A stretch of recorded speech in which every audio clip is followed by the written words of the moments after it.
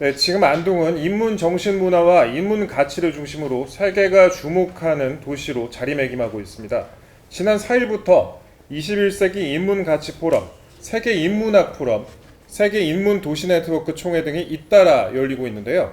전 세계 다양한 분야의 석학들과 인문적 가치를 실천하는 도시 대표단들이 안동에 모여 급변하는 시대 속에서 인간의 존엄과 가치를 어떻게 회복하고 실천할 것인가를 함께 고민하고 있습니다.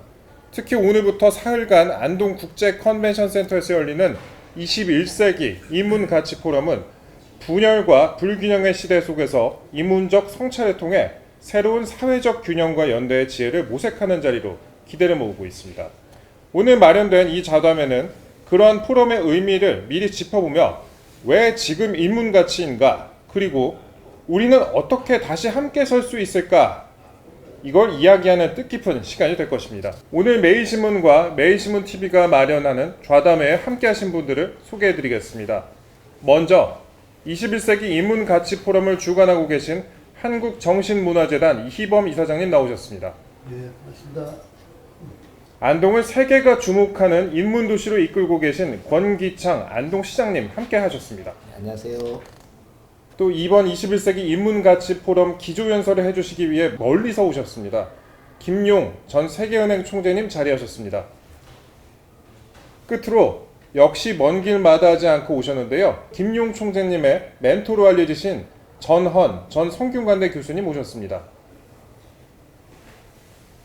저는 좌담회 진행을 맡은 매일신문TV 시사 프로그램 뉴스 캐비넷 진행자 이동재 기자입니다.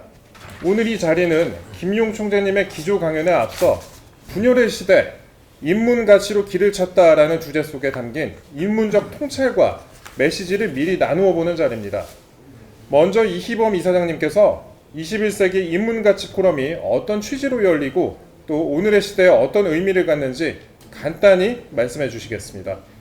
제12회 인문가치 포럼이 오늘부터 이번 토요일까지 이제 3일간 개최가 됩니다.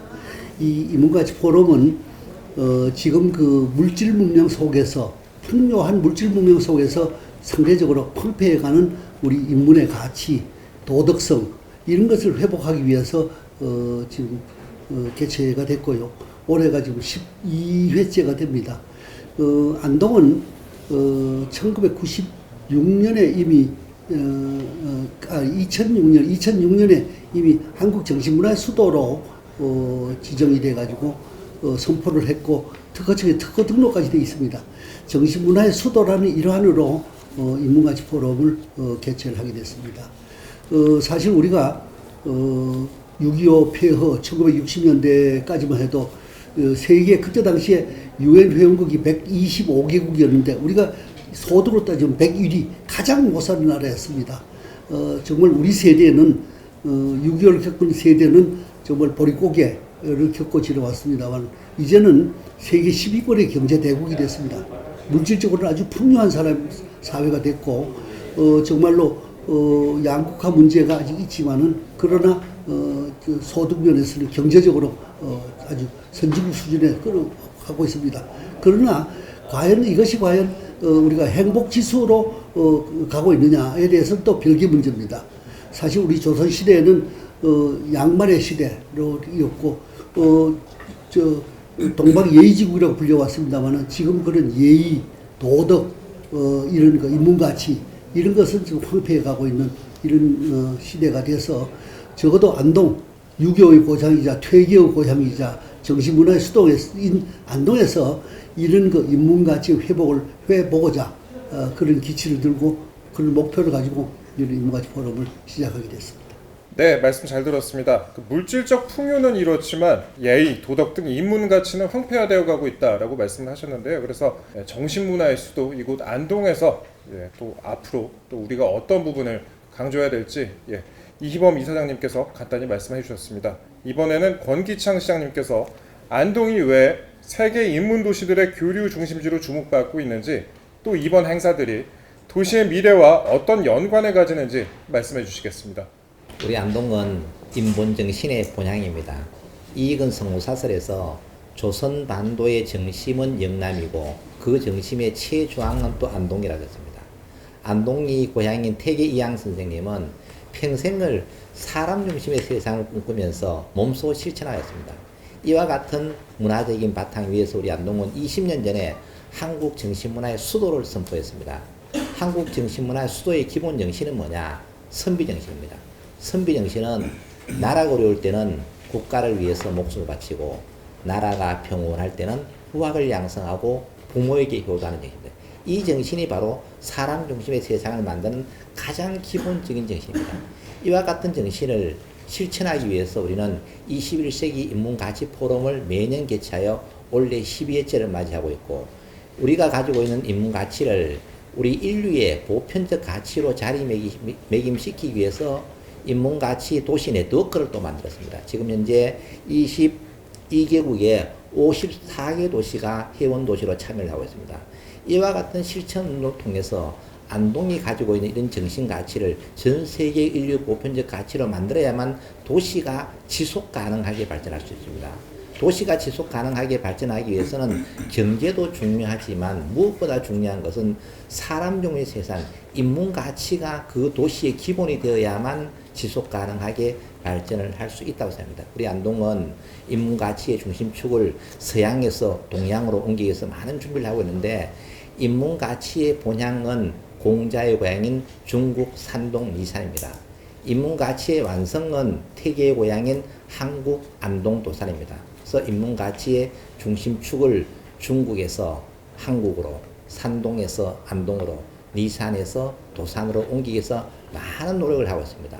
이와 같은 노력들의 결실은 우리 안동뿐만 아니라 작게는 대한민국을 넘어서 크게는 세계를 같이 이끌어갈 수 있는 이러한 가치로 자리매김시킬 때 우리 안동은 그 의미를 보태지 않나, 이런 생각을 가지고 있습니다.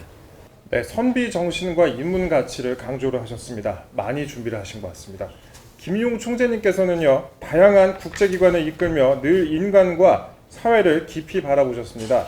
총재님의 이런 인문적 시선은 어디에서 비롯되었으며, 어린 시절과 삶의 경험이 지금의 가치관과 리더십에 어떤 영향을 주었는지도 궁금합니다.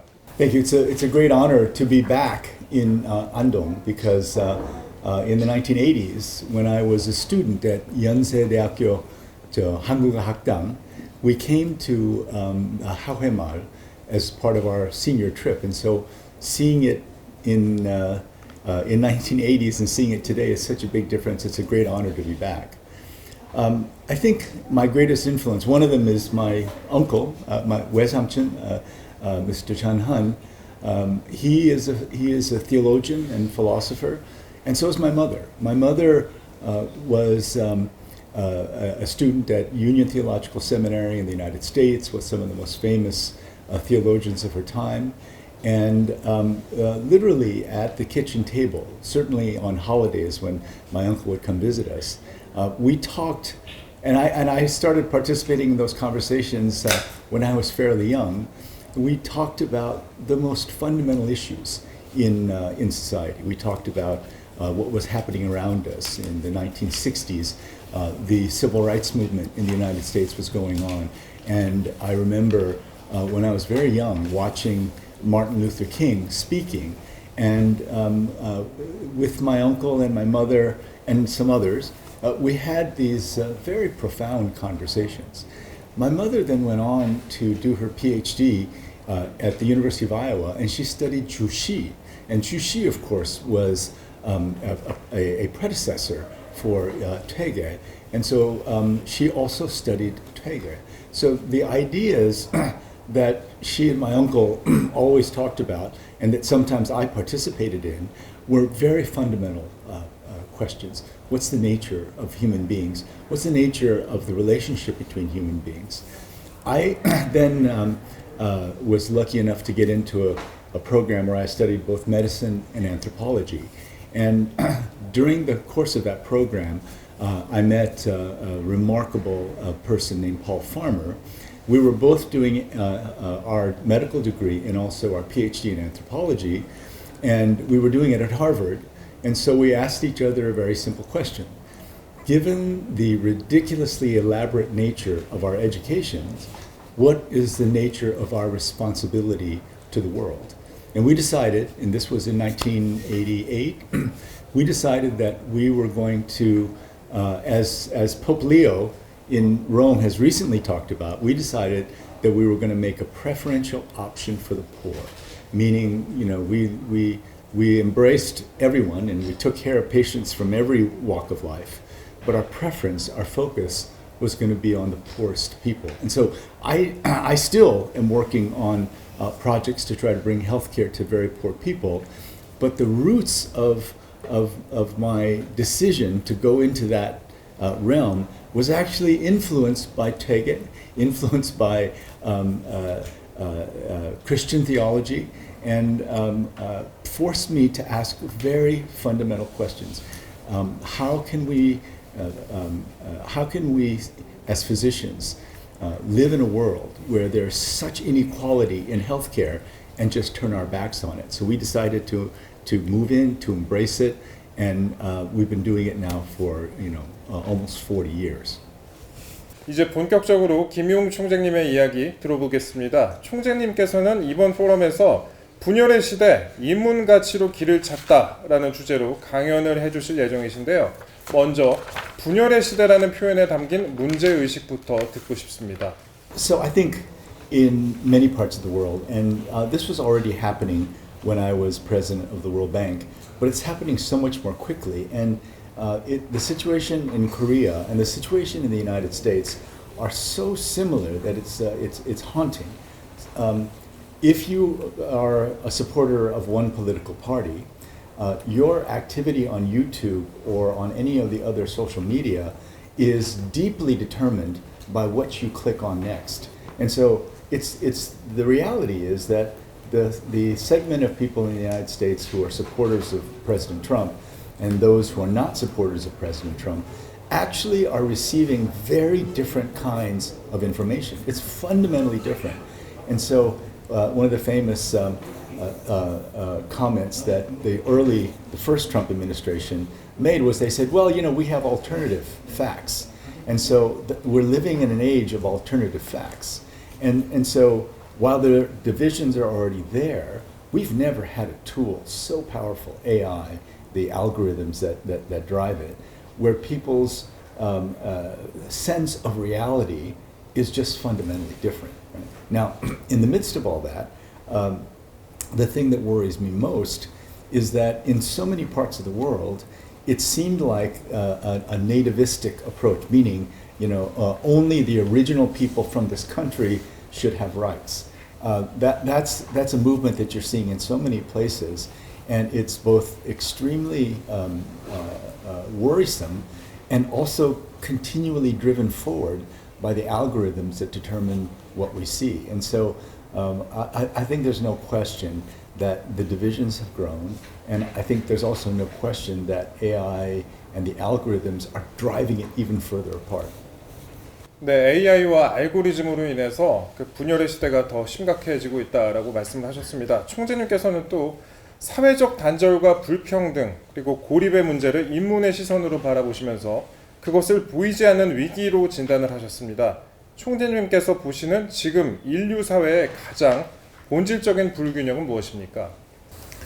Well, so let me just start by talking about a few of the imbalances in different places. So one, for example, in an age where our achievements in medical technology have been just so extraordinary, there are still many billions of people in the world who don't have access to the most basic healthcare services.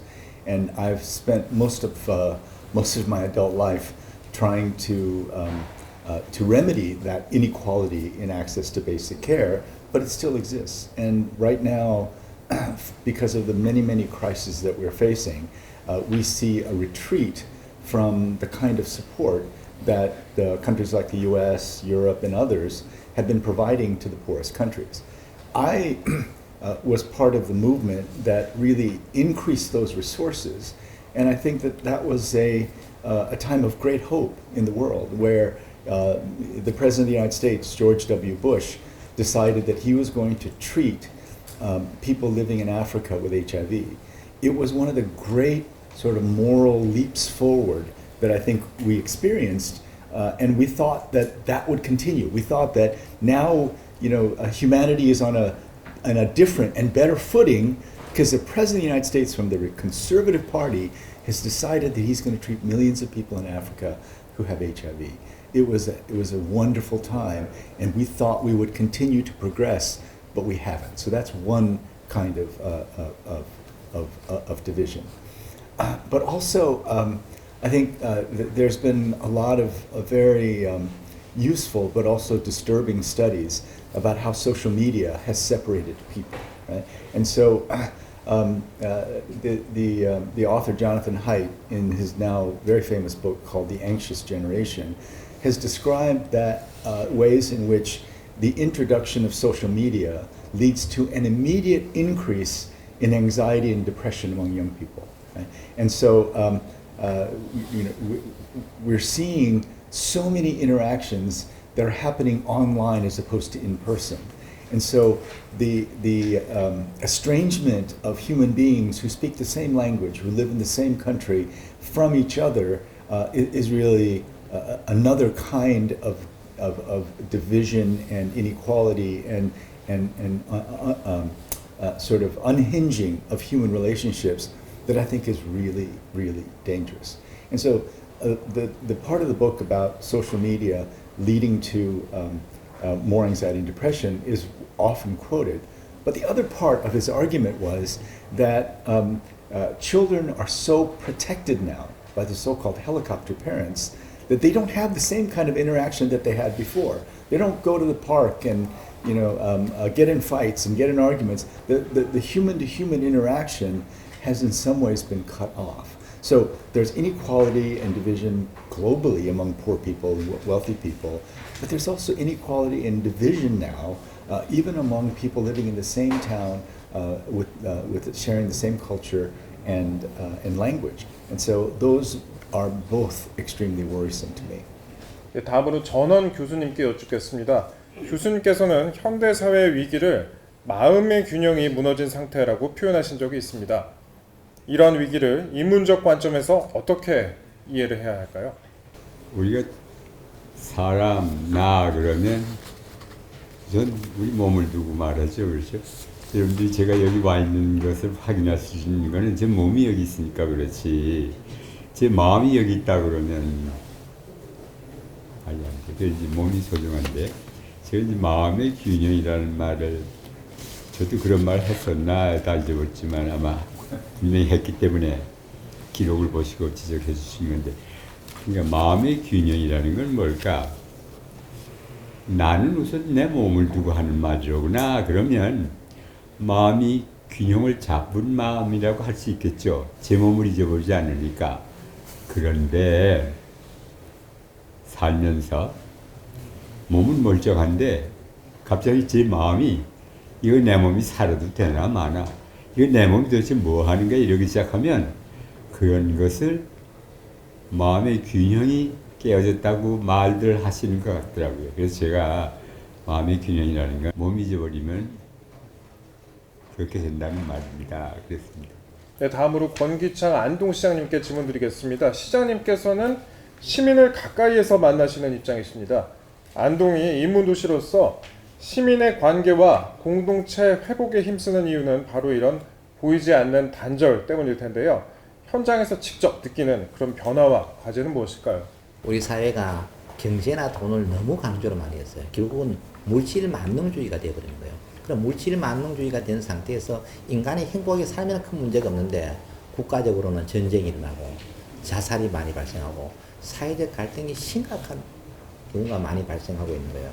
이와 같은 문제를 해결하는 것이 바로 인문가치, 사람 중심의 세상을 만들어야 되는데, 우리는 그 가치의 중요성을 인식하면서도 실천하는 데는 정말로 인색해 왔고, 또 지방자치단체나 중앙정부에서도 그러한 노력도 좀 등한시해 왔지 않나. 이러한 위기를 극복하기 위해서 지금 세계사의 중심축이 경제나 돈을 생각하는 서양에서 사람과 인문을 중시하는 동양으로 서서히 이전하고 있는, 그 중심에 대한민국 안동이 있다는 걸 시민들에게 제가 늘 강조하는 거예요. 그럼 이런 인문 가치를 실천하기 위해서는 어떻게 해야 되느냐? 첫 번째가 공감과 배려가 돼야 돼요. 상대방에게 이야기하는 것을 들어줄 줄 알아야 되고, 또 배려하는 정신이 있는데 모든 것을 내 중심으로 생각을 해버리면은 이와 같은 문제를 해결할 수 없다는 거죠. 우리가 일상생활을 하는데 하루 종일 가장 친한 친구가 누구일까요? 휴대폰입니다. 새벽부터 밤늦게까지 휴대폰하고 대화하지 친구하고 대화하거나 부모하고 대화하지 않아요. 부모하고 대화할 때 어떻게 해요? 휴대폰으로 카톡 그냥 아주 간단한 메시지 보내 끝입니다. 도대체 무슨 말인지도 알 수가 없어요. 또 옆집에 누가 사는지도 몰라요. 그러니까 층간소음 문제로 살인까지 벌어지는 거예요. 자, 이러한 문제를 해결하기 위해서는 정말 실천이 중요하다. 이런 것들을 계속 강조해야 돼요. 그래서 저는 안동 시민들에게 긍정적인 사고를 가지자. 앞에 돌이 하나 있어요. 이 돌을 놓고 걸림돌이라고 생각하면 걸림돌이 되는 거예요. 그러나 나는 내 인생을 도약하는 디딤돌이라고 생각하면 또 디딤돌이 되는 거예요. 또 버스 타러 갔는데 버스가 확 지나가 버렸어요. 그러면 버스가 지나가서 좀 화가 나고 아쉽다기보다는 조금 있으면 새로운 버스가 올 거야. 이런 희망을 이런 생각을 가지는 게 정말 저는 중요하다고 봐요. 그래서 안동 시민들은 정신문화의 수도 안동이라는 것을 상당히 자랑스럽게 생각하고 있고, 또한 이와 같은 실천운동, 교육을 많이 시킴으로 인해서 어느 정도 변화가 오고 있다는 것은 아주 긍정적인 메시지가 아닌가 이런 생각이 듭니다. 역시 안동시장님답게 철학적이시네요. 가장 친한 친구 휴대폰이다. 이거는 제 얘기 같고요. 그 긍정적 사고를 강조를 하셨습니다. 자, 그러면은 저희가 이제부터 좌담의 2차 세션으로 넘어가도록 하겠습니다. 이제는 인문 가치가 우리 사회를 회복시킬 수 있는 해답이 될 수 있을지 이야기해 보도록 하겠습니다. 김용 총재님께서는요, 한 사회의 발전은 얼마나 많이 이뤘느냐가 아니라 얼마나 깊이 서로를 이해하고 함께 만들어 왔느냐로 판단된다라고 말씀하셨습니다. 총재님께서 강조하신 공감과 연결의 힘은 구체적으로 어떤 변화를 이끌 수 있을까요? So I had the great good fortune of being able to do a PhD in anthropology, and as part of my experience of doing the PhD, I had to teach an introductory anthropology class. And I'll never forget, in that introductory anthropology class, we were asking some very fundamental questions. How is it that human beings survived in the age of saber-toothed tigers and mammoths and all of these incredible threats? The animals of that time were much larger and more ferocious. How did we survive? And there is very compelling scientific evidence that compassion, that community, that working together was the key. I mean, the greatest advantage of human beings is that they had much better brains, but they also were able to work together much more effectively. And so I remember describing to my students the finding the fossil, the bones of very old human communities, and even thousands of years ago, when there was really very little technology anywhere, you saw the bones of 60-year-old men and women who clearly had a lifelong, either a limb that didn't work or some kind of handicap, but they survived until 60 years. So they had the handicap when they were young, and they lived to 60. So these people were essentially carrying these people over a long period of time.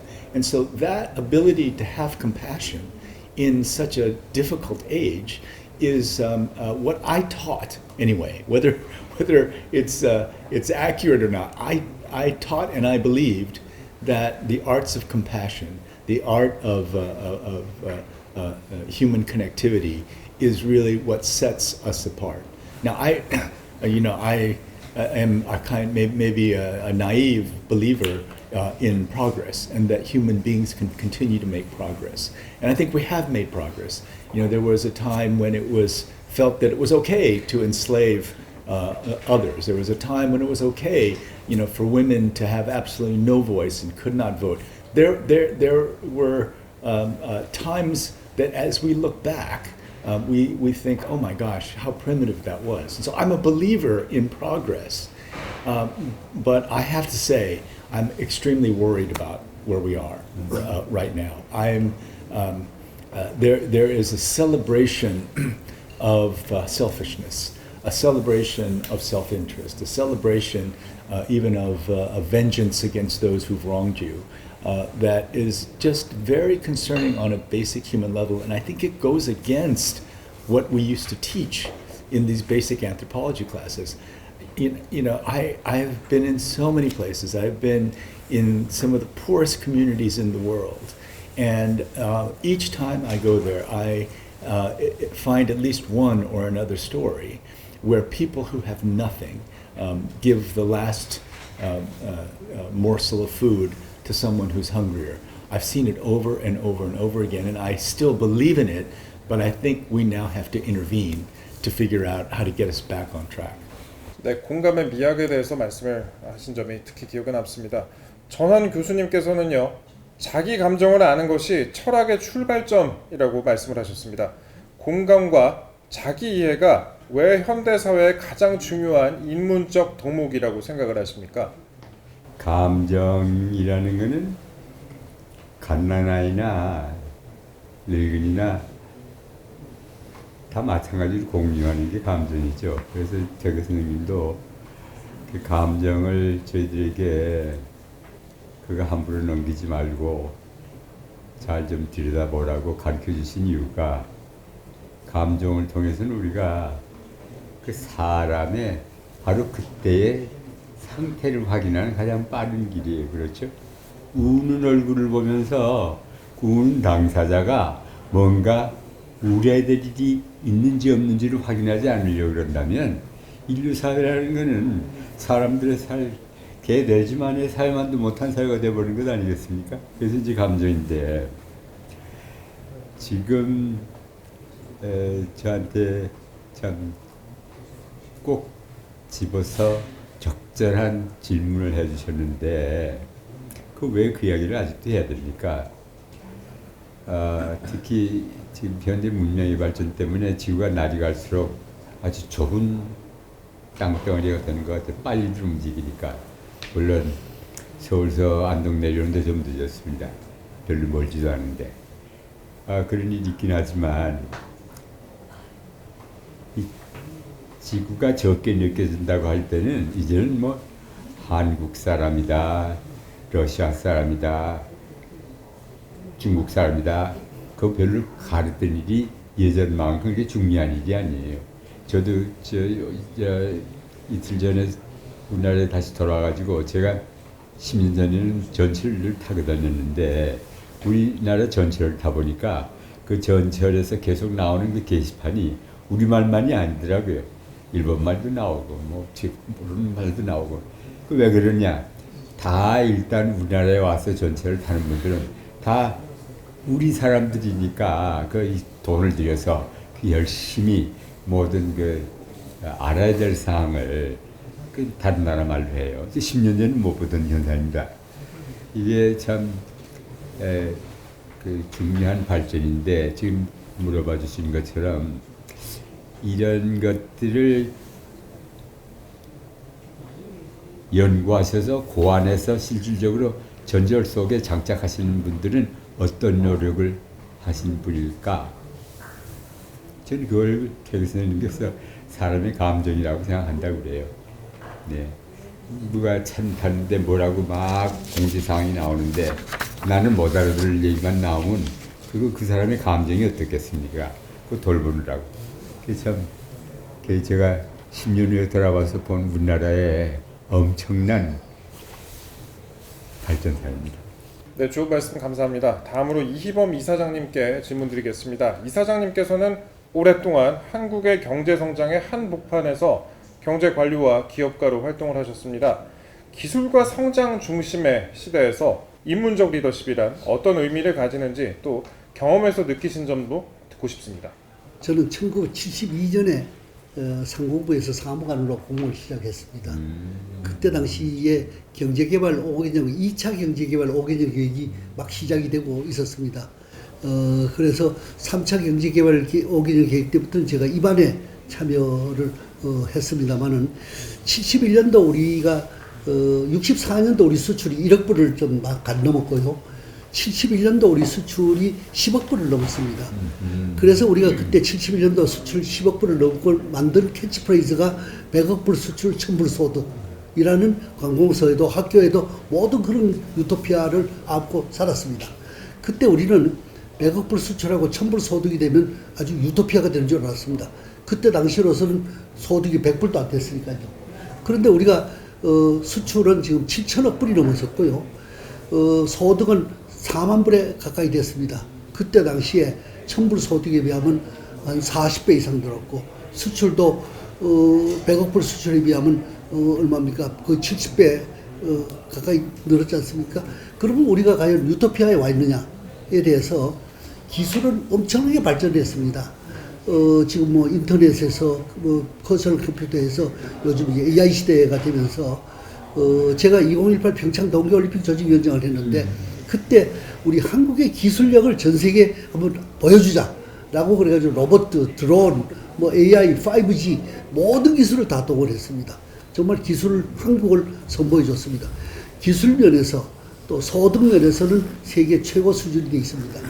그러면 우리가 지금 그렇게 빠른 기술 성장을 해왔고 경제 성장을 해왔는데 그러면 그만큼 우리가 행복도 그만큼 올라갔겠느냐는 아니라고 봅니다. 오히려 조선시대 우리 두루마기 입던 시대하고 지금 시대하고 텔레비가 없던 때하고 흑백 텔레비를 보던 시대하고 칼라 텔레비를 방방마다 놓고 보는 시대에 행복이 그만큼 높아졌느냐. 오히려 아이솔레이션이 늘어났지 대화는 줄어들고 아까 공기청 시장님 말씀하신 대로 휴대폰이 내 친구가 될 정도로 단절의 시대가 됐습니다. 이 단절의 시대 이를 다시금 연결시키는 사회, 행복의 시대로 연결하기 위한 팩터가 우리가 인문가치로 봤습니다. 더더구나 아까 우리 시장님 말씀하신 대로 여기는 퇴계의 고향입니다. 퇴계 선생께서 이미 500년 전에 이 인문가치를 주장을 했고 소원 선인다를 주장을 해왔고 그리고 인도의 타골이라고 우리가 동방예의지구를 얘기했습니다. 이 동방예의지구에 잊혀져가는 이 시대에 인문가치라는 기둥으로서 다시금 그 정신세계를 기술 발전과 매치하는 인문가치를 한번 만들어보자 라는 것이 저희 목표고 그런 취지로 우리는 행사를 하고 있습니다. 이것은 안동에서 시작이 됐지만 이 행사는 문화체육관광부와 경상북도가 주관을 하고 있습니다. 지원을 자금 지원도 하고 직접 참여를 하고 있습니다. 그래서 이것은 대한민국 인문가치의 수도로서 정신문화 수도로서 대한민국의 인문가치를 좀 업그레이드하자 이런 취지고 이런 활동입니다. 네, 직접 몸으로 겪으신 발전의 역사를 말씀을 하셨습니다. 사실 우리가 기술 면에서 엄청난 발전을 했죠. 엄청난 발전을 했는데 그만큼 우리가 과연 행복하게 살고 있는가라는 화두를 던지셨습니다. 저희도 공감하는 바가 좀 큰 것 같습니다. 과연 우리는 행복하게 살고 있는가? 이 자리를 통해서 우리는 그 좀 해답을 얻었으면 좋겠습니다. 예, 다음으로 권기창 안동시장님께 질문드리겠습니다. 시장님, 인문도시 안동이 추구하는 균형의 조화의 가치는 어떤 모습일까요? 시민의 행복과 지역의 정체성을 잇는 인문정신문화가 어떻게 정책과 삶 속에서 구현되고 있는지 궁금합니다. 안동이 추구하는 인문도시는 차별과 경계가 없는 그러한 도시입니다. 누구나 행복을 누릴 권리를 가지고 있어야 됩니다. 그런데 이와 같은 문제가 해결되지 않는 것은 양극화 현상입니다. 양극화 현상은 지역을 넘어 세계로까지 확장이 되고 있는데 한 가지 예를 들어보면 진영의 갈등, 보수냐 진보냐 서로 헐뜯고 난리가 납니다. 우리 대한민국 국민들, 세계 국민들은 정치를 보면 모두가 실망을 한다고 이야기해요. 이게 바로 갈등이거든요. 그리고 지역 간의 갈등, 우리 한국 같은 경우는 수도권에 국토 인구의 절반인 인구가 모여 있어요. 국가의 비상사태입니다. 지방은 소멸돼 가고 있어요. 이 지방은 상대적으로 박탈당해요. 그럼 지방에 오면 또 도시와 농촌 간의 문제가 또 발생을 하는 거예요. 이러한 문제에 대해서 좀 더 우리가 깊이 인식해야 된다. 교육의 갈등. 과거에는 개천에서 용이 난다고 이야기했어요. 지금은 서울 대치동에서 용이 나는 시대입니다. 개천에서는 어떠한 경우에도 용이 날 수가 없네요. 이러한 갈등의 문제를 해결하지 않고는 우리 모두가 행복한 세상을 살아갈 수 없다. 그래서 안동시에서는 이와 같은 작은 갈등 하나하나를 해결하기 위해서 많은 부분에서 노력하고 있고, 즉 정치, 경제, 교육, 사회나 모든 부분에서 가장 기본이 인문 가치가 있어야 된다. 그런데 우리는 인문 가치는 모두 더해셔야 되는데 양적인 성장에만 모두 포인트를 맞추고 그 성과를 가지고 집중적으로 지자체나 국가가 자랑을 하는 거예요. 이렇게 되니까 경제적으로는 급부상하고 삶은 좀 편해지는데 행복 지수는 계속 떨어지는 거예요. 이와 같은 문제를 해결하지 않고는 우리가 미래로 나아갈 수 없다. 그래서 안동시는 그 중심에 서서 안동 시민만이라도 일단 행복하다. 그래서 지난번에 조사를 해보니까 안동시에서 사는 것이 행복하다는 것이 10명 중에 9명이 행복하다는 거예요. 정말로 좋은 현상인 거죠. 비록 좀 어렵다 하더라도 내 삶이 행복해져야 되거든요. 아무리 돈이 많다 하더라도 가족 간의 불화가 일어나면 이것은 삶이 아니거든요. 돈 많은 집에는 대부분은 가족 간의 불화가 많잖아요. 부모 자식 간에 소송하는 시대예요. 자, 이러한 시대를 우리가 살아서는 안 되겠다. 그래서 우리 안동은 정말 행복 지수가 높은 그러한 안동을 만들기 위해서 많은 노력을 하고 있고 또 시민들과 함께 협업을 통해서 많은 결과를 만들어내고 있고 그 결과가 지금 수치적으로 나타나고 있다는 것은 매우 고무적인 현상이 아닌가 이런 생각이 듭니다. 네, 시민 10명 중에 9명이 행복하면 정말 많이 행복한 것 같은데요. 네, 부럽습니다. 이제 저희 마지막 3차 세션으로 넘어가도록 하겠습니다. 마지막으로 우리가 앞으로 어떤 미래를 만들어가야 할지 함께 생각해보는 시간을 갖도록 하겠습니다. 김용 총재님께 질문 드리겠습니다. 총재님, 그 세계은행 총재 시절에 많은 나라가 한국의 기적을 물었다고 하셨습니다. 한국의 기적 유명하죠. 이제 한국이 세계에 전해야 할 두 번째 기적은 어떤 모습이어야 할지 질문 여쭙습니다. Very early in my time as president of the World Bank, I visited Ethiopia, and Prime Minister Meles, the very famous Prime Minister Meles, who was also a medical doctor, when I went to see him, the first thing he asked me was, "Tell me what you know about Semaul Undong." And you know, I had done my PhD, my anthropology work in Korea, and so of course I'd studied Semaul Undong. And what he told me was that he had given all of his cabinet ministers books about Korea. They all knew about Semaul Undong. They all knew about the economic growth in Korea. And what he told me was, we look around at countries that have gone from being poor to being wealthy. We can't, you know, we're watching China, but China's so big. But the country we think we can follow is Korea. And I heard that repeated everywhere, especially in Africa. But now, the entire world is looking at Korea for another reason. Korea is the first country ever in history to go from being a pure aid recipient to being an aid donor. It's the first country that did that. But the entire industrialization process in Korea took only 2.5 generations. In Europe, in the United States, it was 7 generations to go from rural agrarian to fully industrialized. And so the Nobel Prize winning economist, Daron Acemoglu, has said that there may be something about countries that go so quickly from rural agrarian to industrialized that puts them in danger once they achieve it. And so what's happening in Korea right now is on everyone's mind, because they're wondering, is that what happens to these cultures that go from poor to rich very quickly? So what are the things that are happening? Highest suicide rate. Everyone knows this, and I just want to list them because I think this is what I hope the second revolution will be. Highest suicide rate. The highest elderly poverty rate in the OECD. More than 40% of Koreans over 65 are living under the poverty line. The lowest in 2023, the lowest birth rate ever recorded in human history for a nation state. The only country in a Pew Charitable Trust survey, when they asked people in various countries, what's the most important thing to you? In every other country, it was family first, usually, and then work, and then quality of life. Korea was the only country that said material success is the most important thing. Right? And so there is something going on here, and I don't understand it. And of course, Korean people understand it very well.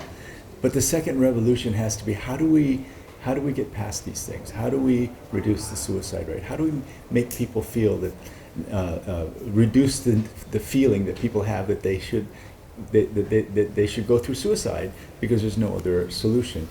What will it take to have men and women, but especially women, feeling comfortable once again, feeling excited about having children.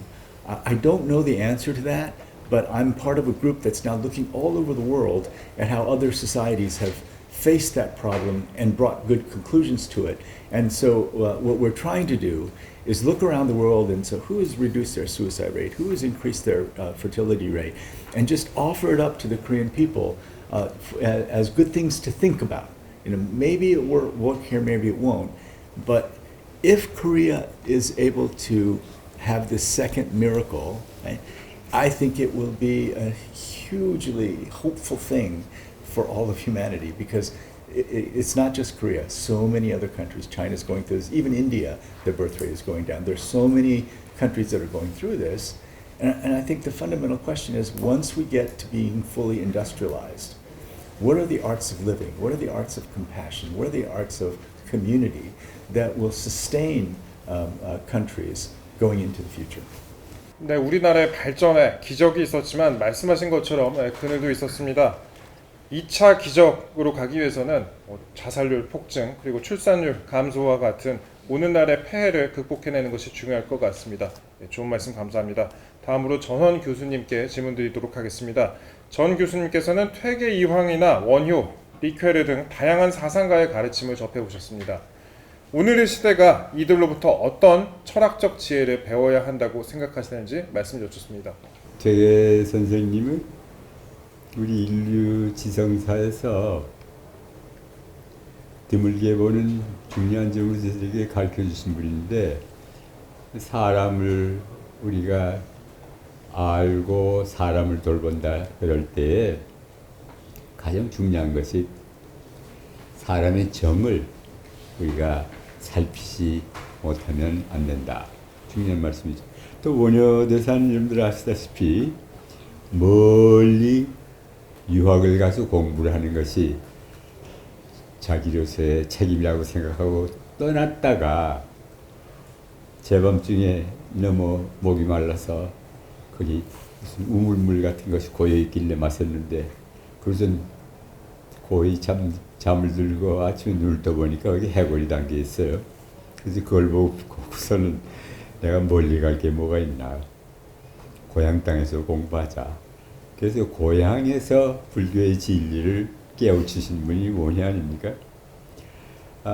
폴 리케는 여러 가지 참 훌륭하신 분이지만 제가 만나 뵙고 같이 대화하면서 공부할 때 보니까 그분이 사시면서 가장 괴로운 대목이 뭐냐면, 제가 사랑하는 아들이 자살을 했어요. 그래가지고 이건 내가 애비노릇을 어떻게 했길래 내 아들이 이렇게 자살을 했을까. 그러다가 이제 그런 이야기를 학생들과 만나면 나누면서 들려주는 얘기가 뭐냐면, 자기가 그때 두 가지를 깨달은 게 하나 있는데, 사람은 역시 내일은 내 책임이로구나. 아들은 자기가 아비면서도 미처 파악하지 못했던 자기를 자기가 돌보느라고 자살을 저질렀구나. 그러면 나 아비는 이제 어떻게 할 거냐? 자살한 아들 때문에 하던 일 다 손에 놓고 헤맬 게 아니라, 나는 그 경험을 겪은 아버지로서 그런 일이 다른 가정에는 생기지 않도록 내가 열심히 공부해서 그 길을 좀 찾아야겠다, 이런 얘기를 했어요. 그러니까 지금 참 소중한 질문을 하셨는데, 미래라는 것이 뭐 10년이면 강산이 변한다는데 분명히 다를 것 같지만, 우리가 왜 쾌쾌 묵은 부처님을 읽고 뭐 쾌쾌 옛날 공자 읽고 그러고 있느냐.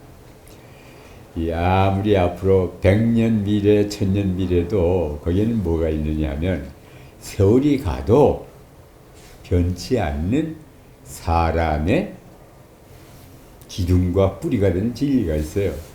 그러니까 이제 그런 거를 다루는 분들인데, 그런 대목에서는 지금 이미 말씀드렸지만 우리나라의 미래도 그렇고 지구의 미래도 그렇고 안동의 미래도 그렇고 여러분들의 미래도 그렇고 나를 돌보시는데 주력하십시오. 그리고 나를 돌보실 때에 나의 감정을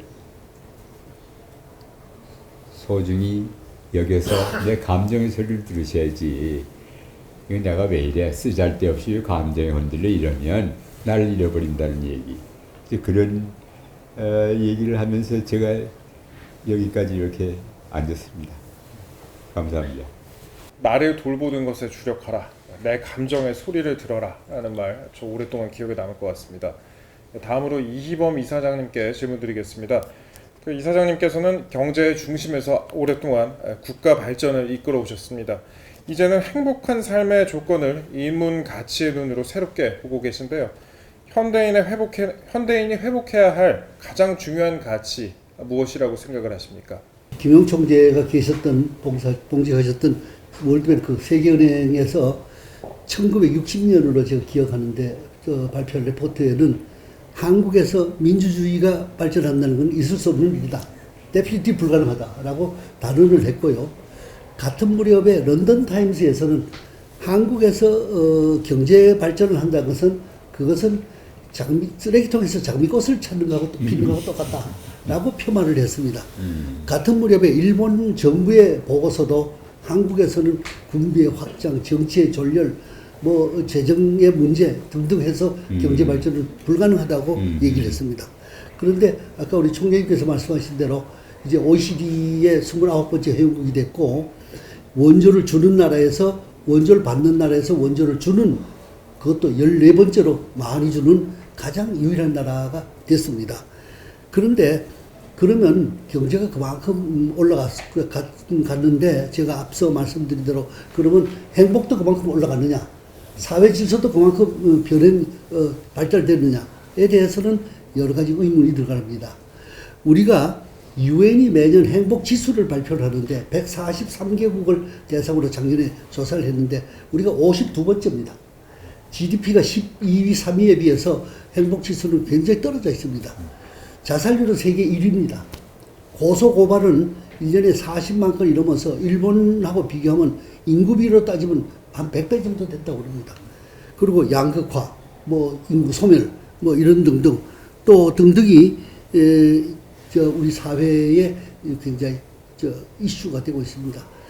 결국은 도덕이 좀 소멸돼가는 이런 시점에서 우리가 찾아야 할 것은 소득 수준이 높아간 만큼 지역화, 양극화, 지역 소멸도 물론 올려야 되지만은 인간의 본성인 인문가치도 그만큼 올려줘야 된다는 얘기입니다. 인문가치를 올리기 위해서는 어떻게 해야 되느냐? 사실 우리가 옛날에 우리도 행정고시, 고등고시를 볼 때 역사를 봤습니다. 학교 들어갈 때, 대학 들어갈 때도 역사가 굉장히 중요한 과목이었습니다. 요즘 역사가 시험에 없어지니까 역사 공부를 안 합니다. 역사를 모르는 국민, 역사를 모르는 학생, 또 도덕의 가치가 그만큼 무시가 됩니다. 고시에 입학시험에 안 나오니까. 그래서 도덕이 무너지는 사회, 역사를 잘 모르는 사회, 인문가치가 무너지는 사회, 개인 중심의 사회, 이런 것이 결국은 우리 사회를 무너지고 하고 있는데 그걸 맞추기 위해서 노블리스 오블리제를 해야 되고 또 뭐 무슨 고소고발도 줄여야 되고 또 인문가치 높여야 되고 결국 그런 정신 세계를 물질 세계의 발전하고 똑같은 수준으로 높여보고자 하는 것이 인문가치의 기본적인 목적입니다. 이 부탄 같은 나라는요 1인당 소득이 한 4,000불 정도가 돼서 우리 10분의 1입니다. 그런데 국민들 행복지수는 세계 1위라고 합니다. 왜? 소득은 낮은데 행복지수 높을까요? 거기는 왕국인데 왕이 길거리에 쓰레기 주스로 다니는 사람 보면 임금이 쓰레기 주스로 다닌답니다. 물론 임금도 버스 타고 다닙니다. 그런 그 사회에 저는 이제 늘 그런 주장을 요즘 합니다. 요즘 이제 경제관료를 커왔기 때문에 이제 나라가 해야 할 덕목은 GNP가 아니고 GNH다. 그로스 내셔널 해피니스를 높이기 위해서 국민들이 주말에 어떻게 보내고 국민들이 서로 소통을 어떻게 하고 국민들이 인문가치를 어떻게 좀 높이고 하는 것이 바로 국가의 덕목이다. 해야 할 일이다 라고 생각하고요. 그걸 우리가 안동시가 주관하고 있습니다만은 앞서 말씀드린 대로 이 행사는 문화체육관광부, 경상북도가 주관하고 있고 내일 아마 보시면 우리 대통령께서도 축하 메시지를 보내실 겁니다. 그 정도로 범국가적 아젠다로 추진하고 있다는 것이 제 자랑입니다. 우리 안동이 정신문화 수도가 왜 정신문화 수도가 이름만 정신문화 수도가 아니고 정신문화 수도로 스스로 자청하면서 이걸 하려는지 내일 행사를 보시면 좀 이해가 되실 겁니다. 예, 좋은 말씀 감사합니다. 마지막으로 정신문화의 수도 안동시 권기창 안동시장님께 여쭙겠습니다. 시민이 행복한 도시를 만들기 위해 가장 시급히 회복해야 할 사회적 덕목은 무엇이라고 생각을 하십니까? 한마디로 말씀드리면 균형과 조화입니다. 우리가 일반적으로 행복의 기준을 어떻게 생각하느냐 하면은 다른 사람보다가 더 잘 산다. 또 다른 사람보다 더 지위가 높아진다. 그러면은 더 잘 살고 지위가 높으면 행복해야 되겠죠. 세계적으로 보면은 잘 살면 잘 살수록 행복 지수가 떨어지는 거예요. 이것은 심각한 문제가 아니라 즉 우리의 생각을 바꿔야 된다. 그리고 내 주변에 있는 사람들을 늘 경쟁자라고 생각해요. 근데 우리는 어떻게 하냐? 동반자라고 생각해야 되거든요. 같이 함께 갈 때 행복한 거예요. 제가 요사이 경로당 가서 어르신들이 어떤 이야기 하느냐. 경로당에도 보면 소소하게 갈등이 정말 많아요. 그래서 제가 어떻게 하면 갈등을 없애려면 혼자 나오시면 된다. 근데 혼자서 경로당에서 하루 종일 생활하면 얼마나 힘들겠느냐고. 옆에 있는 친구가 있기 때문에 내가 행복하다는 생각을 가져야 된다. 이런 이야기를 많이 하는데 이와 같은 것이 실제로 실천이 된다. 또 최근 안동에 얼마나 아름다운 이야기가 있느냐면요. 50대 가장이 내사 판정을 받아 돌아가셨어요. 정말 젊은 시기에도 살아계실 때도 정말 이웃을 봉사 많이 했는데 이분이 장기를 4명에게 줬어요. 4명의 생명을 탄생시켰어요. 이 가족은 너무너무 행복해야 하는 거예요.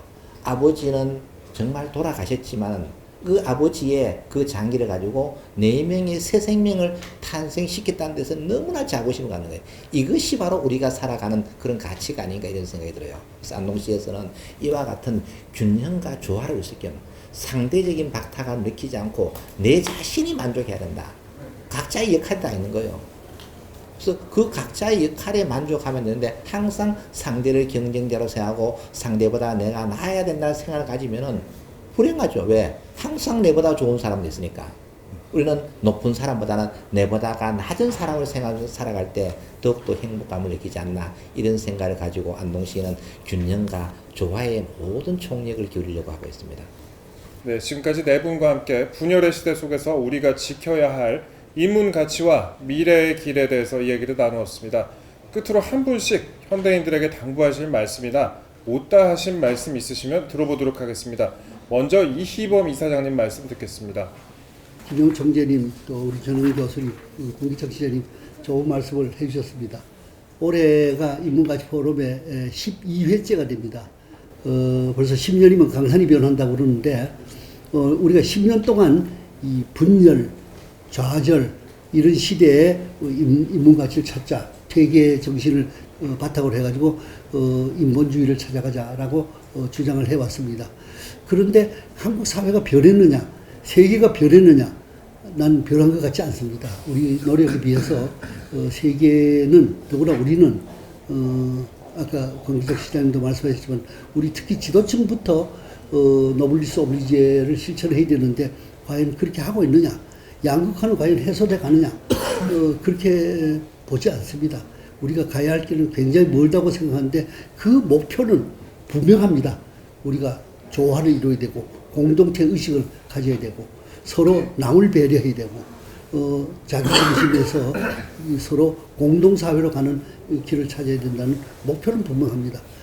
그러기 위해서는 우리가 지금부터는 말로 할 것이 아니라 매년 이 포럼을 하고 공동선언도 발표를 합니다마는 이 공동선언을 넘어서 공동행동으로 하는 진짜 나라를 바꾸고 세계를 바꾸고 우리가 세계의 경제 지도자가 아니라 이제는 정신 지도자가 되는 그날이 올 때까지 우리가 계속 노력을 해야 된다라고 생각하고, 특히 김용 총재님, 우리 전흥 교수님 멀리서 일부러 시간을 내오셨는데 두 분께 다시 한번 감사드리고, 이런 정신을 김용 총재님이야말로 세계적 인물이시니까 한국이 또 안동이 이런 노력을 하고 있다는 것을 전 세계에 좀 전파를 해주시면 좋겠습니다.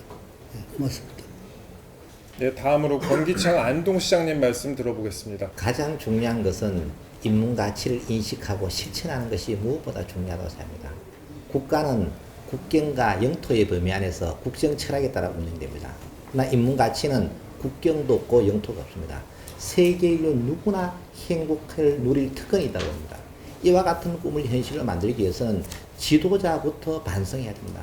지도자부터 인문 가치를 실천해야만 그 실천되는 것이 시민들에게 파급이 되지 않나 이런 생각이 듭니다. 그래서 안동시는 그 중에 있어서 저부터 실천하고 행동으로 옮기도록 하겠습니다. 이렇게 해서 안동의 인문 가치가 작게는 대한민국, 더 크게는 세계의 인류 보편적 가치로 자리매김시킬 수 있도록 최선의 노력을 다하겠다는 말씀을 드리겠습니다. 고맙습니다.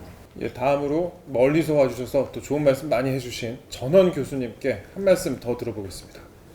제가 한 시간여 전에 안동에 다시 돌아와서 지금 이제 몸으로 느끼고 있는 참 놀라운 사실이 뭐냐면 우리 이범 이사님께서 말씀하셨지만 여러분들이 수년 동안 이렇게 해오신 이 노력이 저는 그 노력의 결과가 느껴집니다.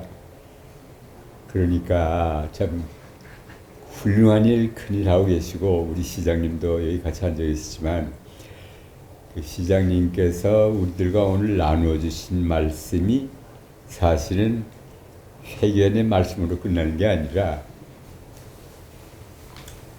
세계가 바라볼 수 있는 변화가 사실은 그 변화는 우리 한국 사람들이 뭐 갑자기 한국 사람 아닌 다른 무엇을 변화하는 게 아니라 우리 자신의 한국 사람의 알맹이가 뭔지를 되찾아가는 큰 도움을 주신 것 같아요.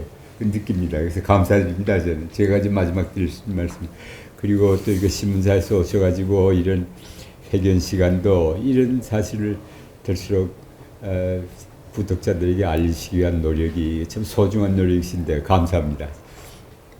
한마디로 감사합니다. 좋은 말씀 많이 해주셨고 저희가 더 감사합니다. 예, 끝으로 김용 총재님의 마무리 말씀 들으시면서 오늘 좌담회를 마치도록 하겠습니다. It's a great honor to be on the panel with these gentlemen leaders, and I think I'll just end by thanking the people on the panel individually. So, my Han Samjun, I think what he provided me from a very, very young age was a grounding in thinking about the world, but thinking about the world from the perspective of all the greatest thinkers. How does my work and my thinking fit? And it was absolutely fundamental for my growth. So I'm like to thank my Wazamchun for all that he's done for me for so many years. And Chairman Lee, it's now that I've been in the economic world, the world that you that you occupied for so long, to have someone like you who understands the economy talking to us about moving toward gross national happiness, I think this is a great gift for the Korean people. This is exactly the conversation we need to have. The desire for material wealth, the incredibly high rates of plastic surgery in Korea.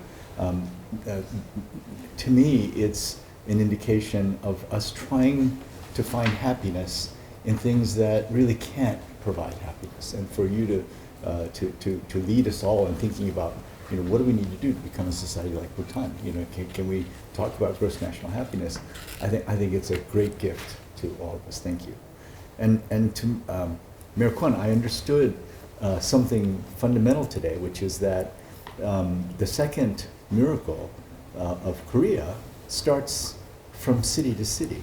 And you are now so clearly, articulately telling us how you are trying to move us away from the isolation, the war between the sexes, the war between political factions, and trying to build a city based that has happiness as its top goal.